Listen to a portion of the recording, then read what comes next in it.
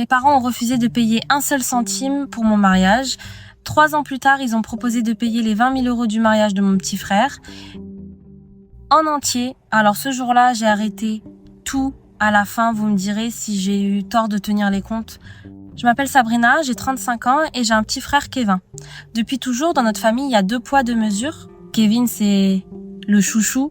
Le petit prince, moi, je suis la responsable. Celle sur qui on peut compter. Celle qui ne demande jamais rien. Ça a l'air anodin, dit comme ça. Mais dans les faits, ça voulait dire des choses très concrètes. C'est moi qui recevais toute la famille à chaque Noël, chaque anniversaire. C'est moi qui organisais, qui cuisinais, qui payais la moitié. C'est moi qui dépannais mes parents quand la voiture lâchait, qui avançait de l'argent à Kevin qu'il ne rendait jamais. La fille fiable, toujours là, jamais un merci. Il y a une chose que vous devez savoir sur moi. Je suis organisée, presque maniaque. Je note tout. Chaque somme avancée, chaque service rendu, je le garde quelque part, sans même y penser méchamment. C'était juste ma façon de fonctionner. Retenez ça. Il y a 3 ans, je me suis mariée. Avec mon compagnon, on a voulu quelque chose de beau, mais on n'avait pas beaucoup de moyens. Alors j'ai demandé à mes parents, timidement, s'ils pouvaient nous aider un peu. La réponse a été non. Un non sec. On n'a pas les moyens, ma chérie, tu comprends. On a tout payé nous-mêmes, chaque euro. Et je n'ai rien dit, parce que c'était dans l'ordre des choses. La fille fiable ne se plaint pas. Et puis, il y a quelques mois, Kevin a annoncé ses fiançailles, grande joie. Et là, devant tout le monde, mes parents ont fait leur annonce à eux. Ils allaient offrir le mariage à Kevin, l'intégralité, 20 000 €, la salle, le traiteur, la robe, tout, 20 000 € pour lui. Quand pour moi, 3 ans plus tôt, il n'y avait pas les moyens, je n'ai pas fait de scène, je n'ai pas crié, j'ai souri, j'ai félicité mon frère, mais quelque chose ce soir-là s'est éteint en moi. Et j'ai pris une décision très simple, j'ai arrêté tout. J'ai arrêté d'être la fille fiable.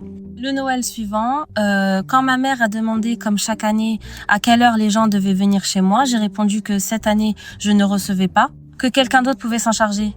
Silence au bout du fil. Quand Kevin m'a demandé de lui avancer de l'argent pour le costume, j'ai dit non, poliment. Quand mes parents ont eu besoin d'un coup de main pour un papier administratif, comme d'habitude, j'ai dit que j'étais occupée. Je ne me suis pas fâchée, je me suis juste retirée. J'ai cessé de porter en silence une famille qui ne me voyait pas. Et là, tout a commencé à s'effondrer. Parce qu'il ne s'en était jamais rendu compte, mais c'était moi qui tenais tout. Le premier Noël sans moi a été un désastre. Personne ne voulait recevoir 15 personnes. L'organisation du mariage de Kevin, que tout le monde croyait simple, a viré au cauchemar parce que c'était toujours moi qui gérais ce genre de choses en coulisses. Ma mère m'appelait, de plus en plus tendue, en me demandant pourquoi je faisais la tête. Alors un jour, au cours d'un repas de famille, ça a explosé. Mes parents m'ont accusée devant tout le monde d'être devenue égoïste, aigrie, jalouse de mon frère. Et là, très calmement, j'ai sorti mon téléphone et j'ai lu la liste.